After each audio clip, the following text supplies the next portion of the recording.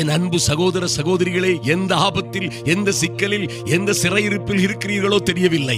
ஆனால் நீங்கள் எங்கே எப்படி இருந்தாலும் சரி, கர்த்தருடைய வார்த்தை இப்படியாக ஏசாயா 65:24 அற்புதமாய் சொல்லப்பட்டிருக்கிறது. அப்பொழுது என் பிள்ளைகள் கூப்பிடுகிறதற்கு முன்னே நான் அவர்களுக்கு மறு உத்தரவு கொடுப்பேன், அவர்கள் பேசும்போதே நான் கேட்பேன். ஹல்லேலூயா! என் அன்பு தேவ பிள்ளைகளே, நீங்கள் கூப்பிடுகிறதற்கு முன்பே சில சமயங்களில் கர்த்தர் உங்களுக்கு மறு உத்தரவு கொடுப்பார். ஐயா, நீங்கள் பேசும்போதே அவர் கேட்பார் என்பதை மறந்து விடாதீர்கள்.